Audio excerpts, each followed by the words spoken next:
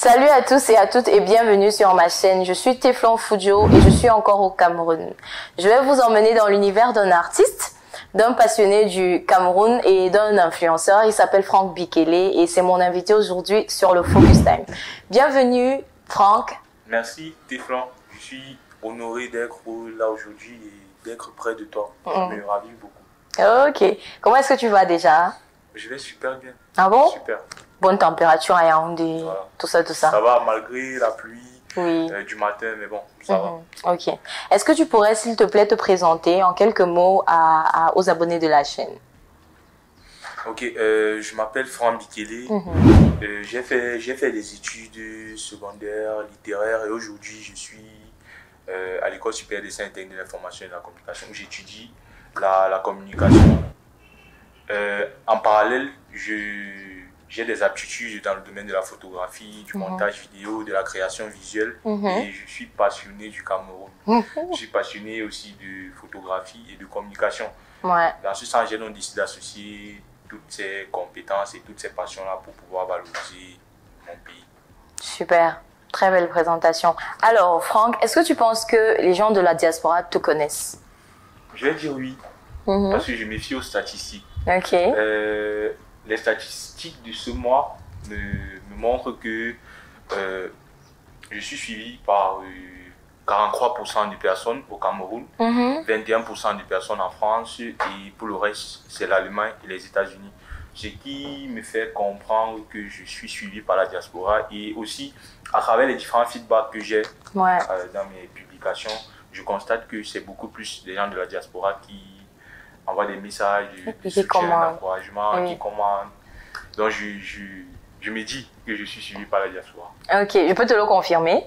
Je t'ai connu, je crois que c'était grâce à une photo. Tu filmes trop bien la nourriture. Je crois que c'était une photo de... Soit c'était le coq, soit c'était... Parce que ta photo de coq, elle a vraiment beaucoup marché sur les réseaux sociaux. C'est sûr que c'était le coq. Oui, je pense que c'était sur la photo de coq. Et je crois aussi que c'est quelque chose... Nous, de l'autre côté, en fait, des choses comme ça nous manquent, voilà. Tu vois. Et dès qu'on a ça sur une image vraiment très bien faite et tout, quelque part ça suscite de l'intérêt et je crois que c'est pour ça qu'on aime bien ton contenu. Je voulais te demander donc, pourquoi cet amour pour le Cameroun? Quelle est ton idéologie ou bien qu'est-ce que tu veux faire passer comme message derrière? En fait, le message que je veux faire passer, c'est que le Cameroun est un pays où il fait bon vivre. Le Cameroun est un assez beau pays parce que, comme j'ai l'habitude de dire, le Cameroun est un melting pot en termes de ressources naturelles. C'est-à-dire, il y a beaucoup de choses au Cameroun. Il y a une beauté incommensurable. On n'a rien à envier aux autres. C'est un peu, je vais dire, c'est là où est parti le déclic parce que je me suis dit, valoriser ces ressources-là qu'on ne valorisait pas assez. Je dis toujours, on ne valorisait pas assez nos potentialités. Pourtant, on en a assez. Oui. Et aussi, c'est aussi dans le but de changer les mentalités. Parce qu'on a l'habitude, on croit qu'au Cameroun, c'est juste les commentaires qu'on voit sur Facebook ou encore toutes ces photos plus ou moins dégradantes qu'on a sur la toile partout sur le Cameroun. Donc c'est vraiment là où est parti le déclic. Donc toi tu as envie de changer un peu la façon avec laquelle on regarde le Cameroun. Effectivement, on parle généralement de nation branding, qui est une notion qui a dans l'optique est de mettre en avant la nation. Mettre en avant la nation par l'image, par la communication. Et je me dis que c'est par ça qu'on va véritablement changer le narratif qu'on a l'habitude de voir sur le Cameroun, sur l'Afrique, à travers ces contenus. Mais d'où te vient l'idée que, c'est pas fardeau, mais une tâche qui t'incombe toi, étudiant lambda? En fait, comme j'ai l'habitude de dire, nous sommes tous ambassadeurs. Nous sommes tous ambassadeurs, chacun à son niveau de mettre en avant, de valoriser son pays. Parce que il est toujours bien de valoriser d'abord là où on vit, chez soi. Et de se dire, parce que je vis là, je dois pouvoir montrer le beau de cet endroit-là. Oui. Et de surmonter un peu le mauvais, parce qu'il y a aussi le mauvais. Ça, c'est clair, Voilà. ça, c'est clair. Pouvoir surmonter aussi ça. Et moi, je me suis donné la mission de communiquer sur l'aspect positif. Ça veut dire montrer les belles choses, ne pas me limiter à ce qui est négatif. Donc, je me suis engagé, j'ai l'habitude de dire, je suis un peu un défenseur du Cameroun. Donc, en termes d'image, en termes de com, c'est ça en gros. Et les études que tu fais parallèlement te permettent d'avoir même aussi beaucoup plus de créativité parce que tu es vraiment hyper créatif, tu fais plein de choses. Sur les réseaux sociaux, on a l'impression que tu maîtrises tout et puis tu joues avec plein de tools, surtout sur Instagram. Donc, tu penses que ça te vient d'où? Voilà, je disais, mes études en communication m'ont donné la force, m'ont rendu un peu polyvalent. Ah, ok. Comme tu l'as su bien dit, on a l'impression, ou bien pas qu'on a l'impression, c'est même le cas, parce que j'ai fait un peu tout, je touche à tout. Je suis en même temps dans la photo, je suis en même temps dans la vidéo, je suis en même temps dans la création visuelle. Ce qui fait en sorte que j'essaie de tout faire moi-même. C'est moi-même qui fais mes vidéos, c'est moi-même qui fais mes photos, c'est moi-même qui monte mes visuels, c'est moi-même qui communique, c'est moi-même qui gère l'aspect digital de la chose. Et je vais dire que cette aptitude ou cette force-là, elle vient de la communication. Parce que la communication, c'est vraiment une filière qui nous permet de toucher à tout et de comprendre un peu comment fonctionnent les choses en back-office. Ouais. Donc, c'est un peu cette force-là que j'ai. Ok, super. Et tu as un appareil photo ou avec quoi est-ce que tu nous fais ces images et tous ces visuels qu'on voit sur les réseaux sociaux? Je vais dire que pour la plupart des visuels, c'est avec mon iPhone. Ok, uniquement? Oui. Et tu les fais toi-même, tu n'as pas d'assistant, tu fais tout toi-même, tes prises de dos, parce qu'il y a souvent des images, on te voit, t'es de dos, les flyers que tu fais pour annoncer peut-être tes randonnées, tout, tu les fais toi-même? Bon, je vais dire en grande partie, je le fais moi-même, mais j'ai souvent eu besoin des personnes pour m'aider. Par exemple, dans la prise vidéo, on a souvent des images où on me voit, par exemple, de dos. Oui. Ce que je fais généralement, il y a deux choses. Je travaille avec mon stabilisateur. Parfois, je le positionne. Je règle et puis je joue le jeu. Tu joues le jeu. Parfois, quand il y a quelqu'un, je remets le téléphone et puis je dis voilà comment tu peux prendre et je joue le jeu. Okay. Bon, pour les visuels également, je les fais aussi pour la majorité des visuels moi-même. Et j'ai souvent travaillé aussi avec des personnes qui m'aident à faire ça. Ok, super. On va donc parler maintenant de réseaux sociaux. Quand on va sur les réseaux sociaux, moi tu sais que c'est sur Instagram que je te suis, tu as des milliers d'abonnés qui te suivent. Est-ce que tu te considères comme un influenceur?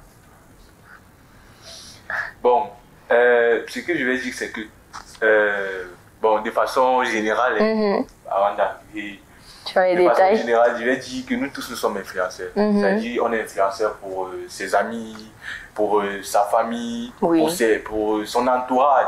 C'est-à-dire tu peux être avec une amie et le simple fait que tu lui dises que bon, aujourd'hui moi j'utilise telle huile, tel produit, demain se retrouve en train de...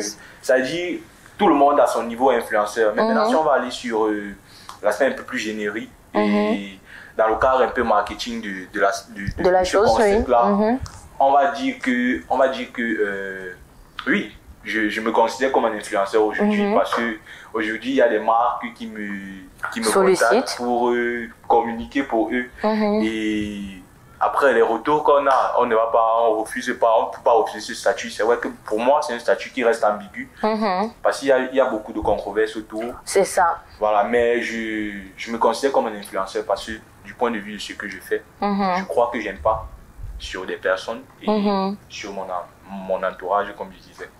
Ouais, effectivement. Et c'est quoi être un influenceur au Cameroun pour toi?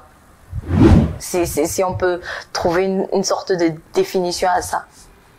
Bon, je vais dire comme je disais déjà, le terme influenceur, un peu, ça a beaucoup de oui, voilà, dans notre environnement actuel, ça a beaucoup de controverses. Mais on ne va pas refuser parce que c'est un concept marketing, comme on disait. Et un influenceur, c'est celui-là, on va dire, qui impacte, qui est suivi, qui a une communauté qui contrôle. Oui, sur les réseaux sociaux. Ça veut dire si aujourd'hui j'ai 100 000 abonnés, même si le message que je diffuse, c'est-à-dire même si c'est un message négatif ou positif, je suis influenceur, par ce statut, par les chiffres. Oui. Parce que quand on va, il y a des catégories. Des catégories, par exemple, de 1000 au million d'abonnés, il y a des catégories. Ça veut dire, c'est un concept qui a sa place, même malgré les controverses. Maintenant, dans notre cadre spatial, je vais dire que le concept d'influenceur il y a encore beaucoup de choses à faire. Oui, au Cameroun. Oui, beaucoup de choses à faire au Cameroun. Et aussi, on doit donner une autre image de ce concept. Un peu plus reluisante et positive. Reluisante et plus positive, parce qu'au Cameroun, on croit qu'être influenceur, c'est aller faire des vidéos, se déshabiller peut-être sur la toile, se poster au corps et tout. Mais c'est pas ça être influenceur, ou encore faire la comédie. Forcément, il y a des domaines, on peut être influenceur dans le domaine de l'automobile, du voyage, du lifestyle, du sport. Peu importe le domaine dans lequel on se trouve, on peut influencer. Et ça dépend de comment est-ce qu'on veut construire sa communauté, son audience, la ligne éditoriale et tout ce qui va avec. Mais c'est un terme qui, de plus en plus, prend de l'ampleur dans notre environnement et dans notre univers.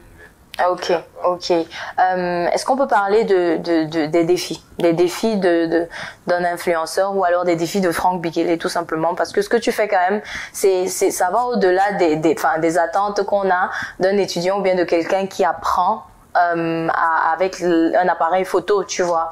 Tu réussis quand même à transmettre beaucoup d'émotions. J'ai déjà vu des journaux qui ont repartagé tes images, des chaînes télévisées qui ont repartagé tes images et tout. Donc, quels sont les défis auxquels tu fais face ou alors les obstacles que tu rencontres au quotidien? Bon, d'entrée de jeu, ce que je dois dire, c'est que c'est pas facile. C'est pas facile.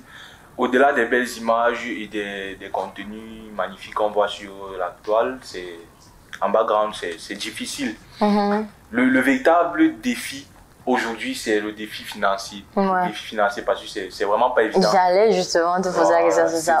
C'est vraiment pas évident parce que voyager, c'est un corps. Le contenu, c'est un prix.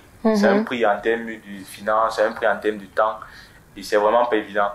L'aspect financier, là, c'est compliqué. C'est compliqué, c'est le principal défi même. Aujourd'hui, on se bat comme on peut, mais après, il y a la passion qui prend le dessus. On se dit, bon, on doit le faire. Ok. Et comment est-ce que parce que tu voyages beaucoup. Et surtout, j'ai l'impression que toi, t'es pas forcément grande ville. Tu vas aller dans des zones un peu reculées où il y a de l'histoire, où il y a peut-être une nourriture particulière, ou alors il y a des emblèmes un peu que tu veux présenter. Comment est-ce que tu fais ta recherche? Comment est-ce que tu sais où tu veux aller? Et comment est-ce que tu planifies ça? Bon, je vais dire que récemment déjà, je lançais le concept de 10 mois dirigeants. 10 mois dirigeants, qui est un concept qui avait pour but de mettre en avant un peu les différentes spécificités de chaque région. L'optique était d'aller région par région, ou encore ville par ville, pas forcément toute la région, mais me concentrer sur des villes. Et quand j'arrive dans la ville, je montre les spécificités de chaque ville et de chaque région. Bon, j'ai été au littoral, j'ai été dans la ville de Douala. Bon, j'ai commencé d'abord à Yaoundé. J'ai mis en avant un peu toutes ces spécificités en termes de restaurants, en termes de lieux touristiques, en termes de tout. J'ai commencé là, après je suis allé, j'ai évolué au centre, dans d'autres localités comme Balmayo, Izeka, j'ai évolué comme ça, et puis je suis allé au littoral, j'ai été à Douala, Bonassama, Djibali. Après, je suis allé au nord-ouest, Limbé. J'ai fait des villes comme ça. J'ai été à l'ouest. Mais ce concept de 10 mois dirigeant, pour le moment, j'ai d'abord mis ça en pause.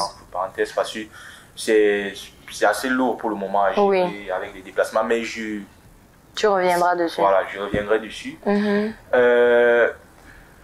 Par rapport aux villes, à savoir ce que je pars chercher ou encore comment je gère les recherches, c'est vraiment comme je dis, ça dit je cible, si je dois aller au littoral, au littoral, qu'est-ce qui est bien à présenter, qu'est-ce qui peut bien intéresser les personnes, qu'est-ce qui peut bien intéresser l'audience et tout. Je me dis bon, je vais aller là-bas, au centre pareil, et puis je complète avec d'autres recherches sur le net et sur le terrain. Parce que j'échange avec des personnes quand j'arrive sur le terrain et on me donne des informations, je complète avec tout ça et puis je crée l'histoire. Justement, il te faut sûrement beaucoup de courage et beaucoup de temps, beaucoup de courage aussi, parce que parfois dans les zones, enfin, on a aussi beaucoup d'appréhension, je pense. Wow. On se dit que non, tu vas aller là-bas, tu vas poser des questions, on va pas te répondre. Mais dans tes vidéos, on a l'impression que tout le monde est ouvert. Quand tu viens, tu dis ceci, on te répond, on réagit. Enfin, les populations autochtones t'accueillent toujours comme ça, ou bien parfois tu as eu des mauvaises accueils, si je peux dire ça comme ça. Les mauvaises expériences dans le voyage, ça arrive toujours. Comme je disais, au-delà des contenus qu'on va passer, l'histoire du contenu, c'est ce qui est déjà conçu, c'est l'histoire qu'on veut montrer, mais derrière, il y a beaucoup d'anecdotes. Par exemple, j'ai été à Limbe, ma première fois d'aller à Limbe. J'ai subi, parce que j'avais l'impression que c'était froid un peu avec certaines personnes, parce que moi je parlais français, par exemple, et puis c'était froid. Bon, il y a aussi des localités, par exemple, j'ai été en Balmayo aussi, c'était pareil, parce que les personnes n'appréhendent pas vraiment ce que tu fais. Oui, ne comprennent pas. C'est un peu difficile quand tu vas arriver, par exemple, tu arrives même où tu vas manger, tu te retrouves en train de filmer. On se demande, il fait quoi? Il filme quoi comme ça? Il fait quoi? Mais après, quand l'histoire est créée ou quand tu arrives et tu te présentes normalement, tu montres certaines œuvres que tu as. Ils disent, ah oui, on va le faire, on va apparaître, et puis ça devient dynamique et ça coule propre. Ok, nice. Récemment, je ne sais pas si tu as lancé ou si c'était déjà, mais je pense que c'est un peu neuf, le concept des randonnées. Que je trouve tellement intéressant. J'aurais tellement aimé être à l'une de tes randonnées sur le mont, je crois que c'était le mont voilà. Mont Yéyé. Voilà. Où tu organises, donc je crois, d'accompagner des gens. Est-ce que tu peux nous parler un peu du concept et nous dire ce qu'il en est, et peut-être même la prochaine édition? Voilà. Il s'agit du concept des randonnées Franc Bikili, qui est un concept que j'ai décidé de lancer pour pouvoir rassembler les jeunes et se dire, moi je vais partager ma passion avec les gens, je vais partager ma passion avec les gens et je vais amener plus de personnes à aimer le Cameroun, à aimer là où on vit, à découvrir, à connaître d'abord là où on vit. Parce que je me dis que tout part de là, parce que quand tu te connais, on dit connais-toi toi-même, ça veut dire si tu te connais, tu pourras mieux explorer l'univers et tout ce qui va avec. Ça veut dire que j'ai décidé de mettre ce concept-là sur pied pour faire un peu le tour du Cameroun. Pour le moment, on est sur Yaoundé, on a décidé de commencer avec les 7 collines. Voilà. C'est la ville des 7 collines. Effectivement, on en a fait 2 déjà. Nous sommes à la deuxième édition.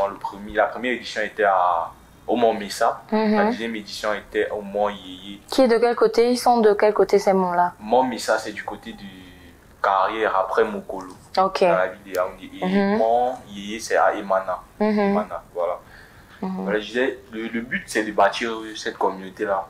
La première édition au Mont Messa, on a eu 30 personnes, et la deuxième édition au Mont Yéyé, on a eu une trentaine aussi. On a eu des activités là-bas, on a des activités quand on arrive au sommet, on partage cette passion-là. Le but, c'est vraiment de s'évader aussi. Oui, parce que c'est un moment aussi d'évasion. Voilà. Et après, sur le long terme, l'objectif, c'est de sortir aussi de la ville. Sortir de la ville, aller explorer d'autres horizons. Ouais.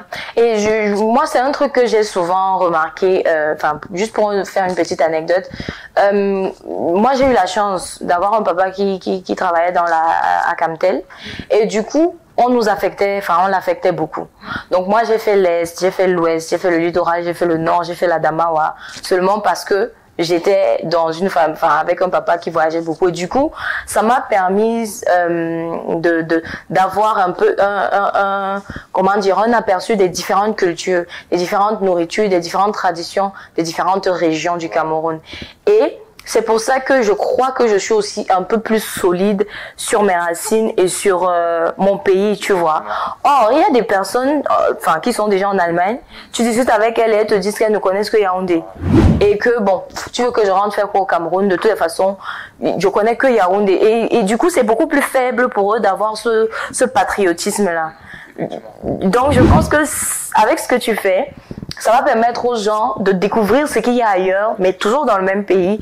Et ça rend beaucoup plus fiers et beaucoup plus solide sur ça. Donc, vraiment, chapeau pour ce travail que tu as bas. C'est super et c'est super génial.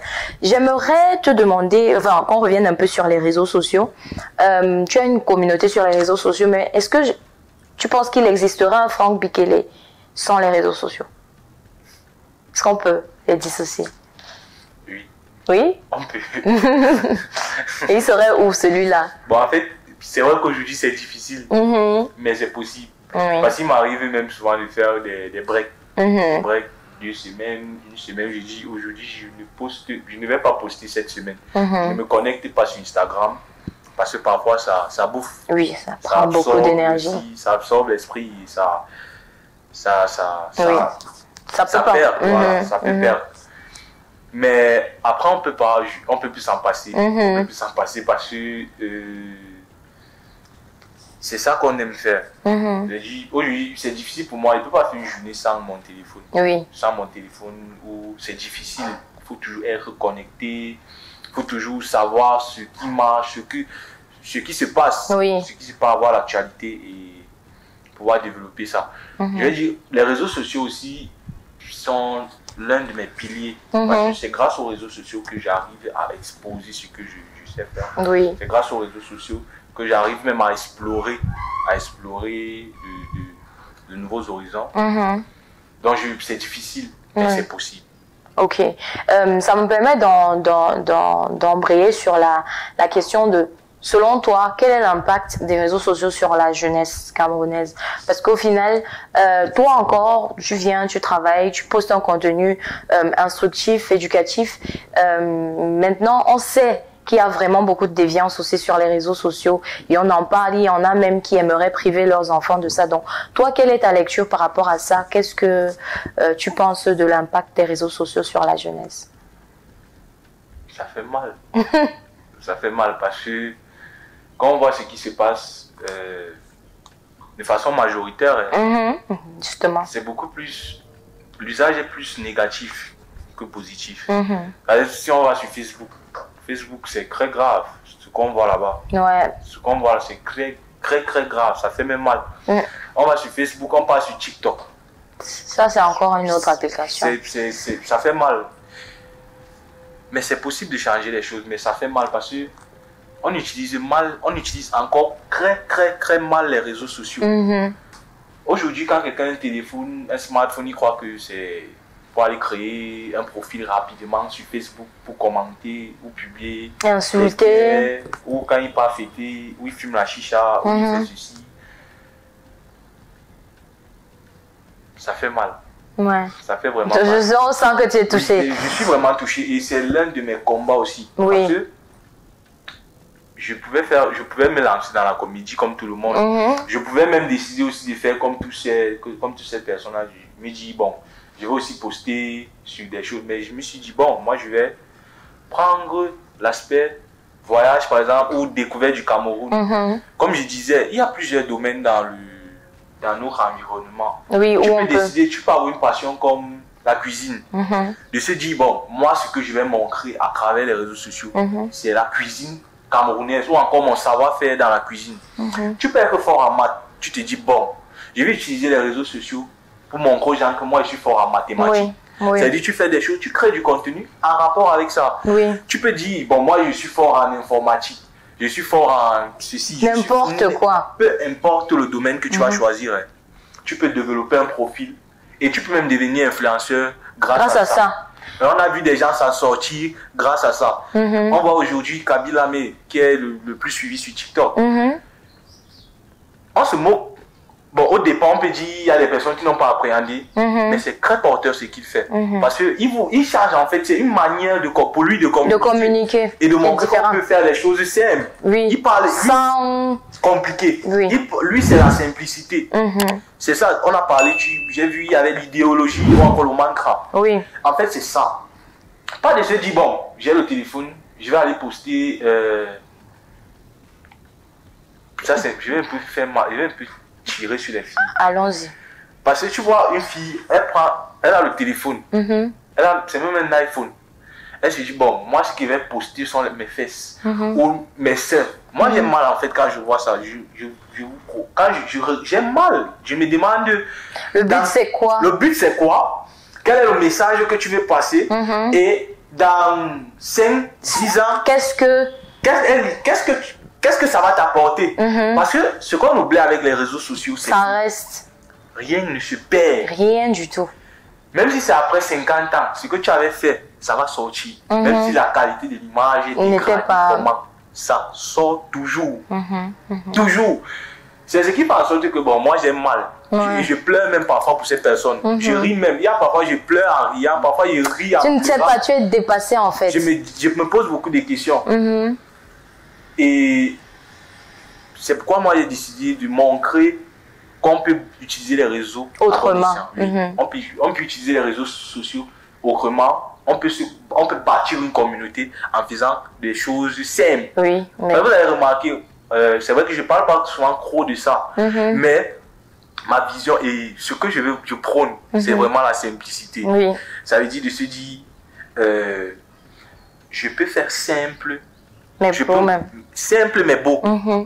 Et c'est ce que je fais. Moi, je ne complique pas. Vous voyez mes contenus. Ce ne sont pas des trucs compliqués. Non. Je peux aller à la briqueterie.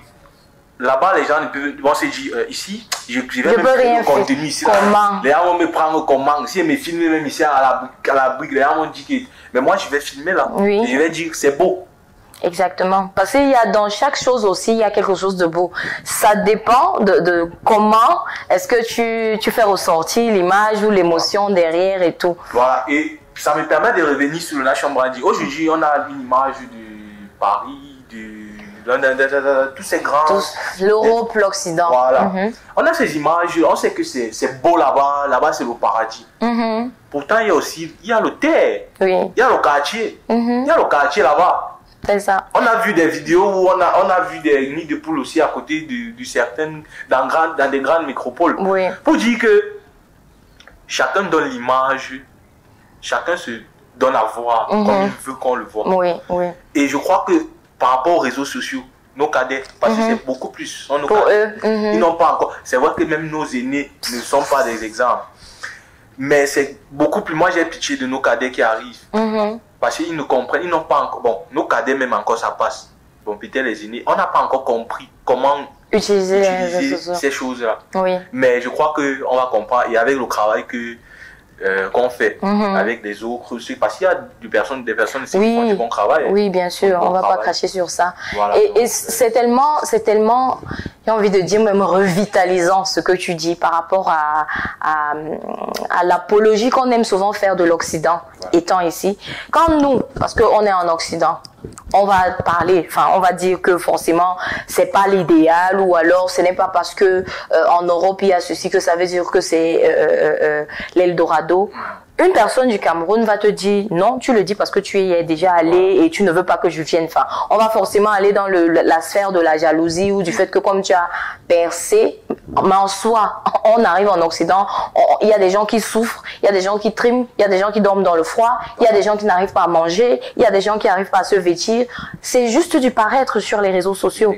Et c'est bien que toi qui es au Cameroun, ou bien plusieurs personnes comme toi qui vivent au Cameroun, puissent dire aussi que il y a du beau, il y a du bon au Cameroun. Et il y a du beau. Et c'est vrai, en fait. Et on le constate avec ton contenu. Et franchement, ça fait tellement du bien. Je ne cesserai de te dire que tu fais un travail fantastique sur les réseaux sociaux. Merci pour ça. Ok. Ton futur. Tes projets à venir. Comment est-ce que tu vois la communauté de Franck Bikele grandir? En quoi est-ce que tu nous vois grandir? Au départ, comme je disais, c'est le changement de mentalité. l'appréhension qu'on a du Cameroun, l'appréhension qu'on a de l'Afrique. Mon souhait, c'est que les choses changent véritablement, que les gens comprennent qu'au Cameroun, il y a de belles choses. Ça, c'est par rapport à la communauté. Je voudrais que vous compreniez ça, qu'il y a de belles choses ici au Cameroun. Il y a de très belles choses ici au Cameroun. Et après, pour moi-même, c'est vraiment d'être... C'est une icône dans ce que je fais et dans mon domaine, la com. Je suis passionné de communication et je vais vraiment être une icône dans ce domaine-là. Dans plus tard, c'est quoi, concernant les projets un peu qui sont encore, je vais dire entre parenthèses, c'est vrai qu'il est considéré, mais je vais quand même avoir par exemple une agence dans le domaine de la communication, ça peut être la communication territoriale, communication visuelle, mais toujours dans le sens d'apporter sa pierre à l'édifice pour le changement des choses et pour le développement du Cameroun. Super, super. Est-ce que tu penses que il y a un suivi qui devrait être fait, que ce soit par des associations, par des particuliers, par des entreprises, par des marques, de vous, influenceurs, qui essayez de mettre en avant le pays? Est-ce que tu penses que c'est fait ou est-ce que tu penses qu'il y a encore du travail de ce côté-là, qu'on ne vous soutient pas assez? Je vais dire, là encore, j'ai mal. Parce que dans notre environnement, je ne sais pas si c'est l'environnement qui est totalement hostile. Caché, hostile. Je vais dire le réseau ou la chaîne qui est un peu en mauvais état. Ou je ne sais pas si c'est juste si c'est nous le problème. Parce que dans notre environnement, on a tendance à encourager ce qui est facile. Ce qui est facile, mais qui n'est pas forcément exemplaire. On a tendance à encourager le bling, ce qui brille, que la vérité, ce qui est réel. Parce qu'on va se rendre compte qu'au Cameroun, concernant les marques, ceux qui font le bon travail, ceux qui font véritablement le bon travail, c'est-à-dire en termes du... Parce qu'on est là dans la culture, dans la culture, en termes de promotion, en termes d'influence positive, d'influence inspirante, véritablement inspirante, parce que là encore ça reste entre guillemets. C'est pas vraiment eux qui sont c'est pas vraiment eux qui sont mis en avant, mais ce sont des personnes. C'est pas vraiment ça et ça fait mal aussi. Donc je crois qu'il y a encore un gros effort à faire à ce niveau-là. Vraiment récompenser ceux qui méritent d'être récompensés. Et donner de la lumière à ceux qui méritent avoir la lumière. Parce qu'il y a des gens qui font du bon travail. Il y a des personnes, on a vu récemment un article d'une compatriote qui est dans la robotique. Je crois qu'elle a fabriqué un robot. À la robot, NASA, un truc comme ça. Hein. Oui, je crois. Elle a fabriqué un robot qui ramasse les ordures. Ce sont des personnes qui... Voilà des icônes. Des personnes qu'on devrait directement suivre et déposer s'il faut dire, l'argent à terre pour ça. Voilà. Mais ce n'est pas fait. Humblement, moi-même, par exemple. Humblement, hein. Non, clairement. Moi, j'avais déjà discuté avec une amie sur le fait que toutes les agences touristiques ou alors tout ce qui a à voir avec le tourisme au Cameroun devraient normalement te contacter et pour que il y ait ce suivi-là de ce que tu fais. Parce que en termes d'idées, de créativité et même de réalisation, tu as déjà prouvé. Et parfois, c'est comme ça que on perd les talents ou les talents migrent vers, on va aller vers la Côte d'Ivoire.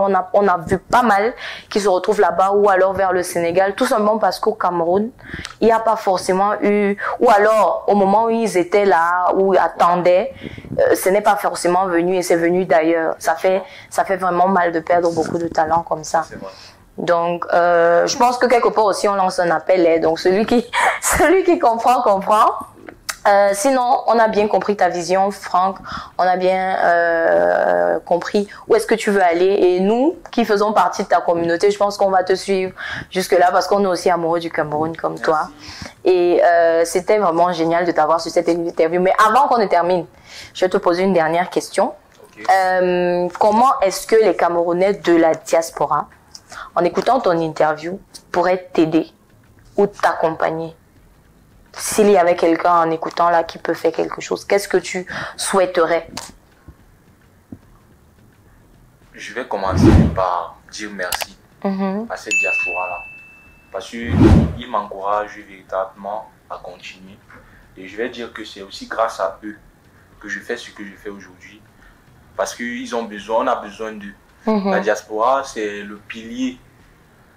C'est un pilier en termes d'économie, sur le plan socio-culturel. On a besoin de cette diaspora-là. J'ai besoin de vous. J'ai besoin de vous, j'ai besoin de cette force-là pour pouvoir grandir, pour mon éclosion également.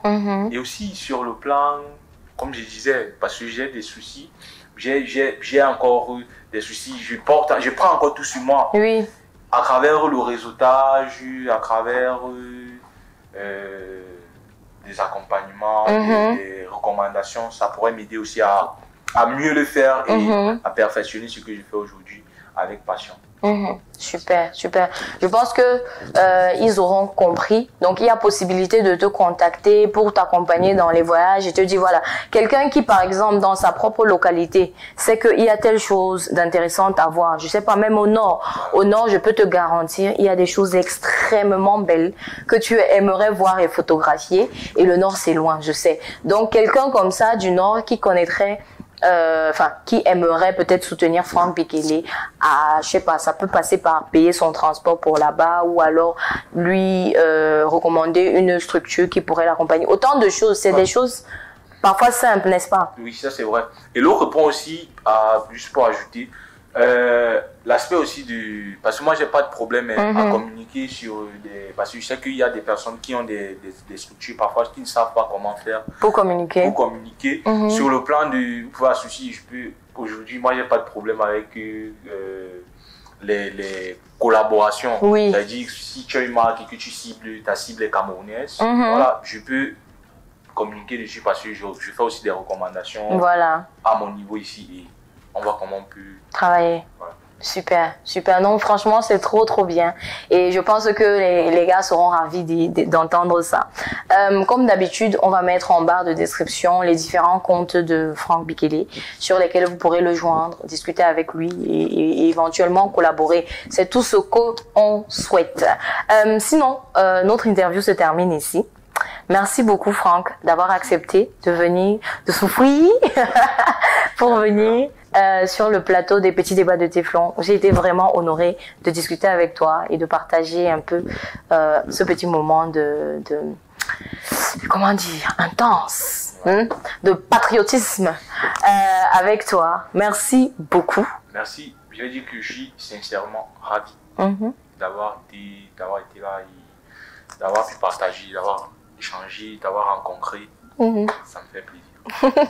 Merci. C'est la fin de cette interview. N'hésitez pas à la commenter, à la liker, à vous abonner à la page et à partager la vidéo massivement. On se dit à la prochaine pour une prochaine vidéo avec une autre pépite du Cameroun.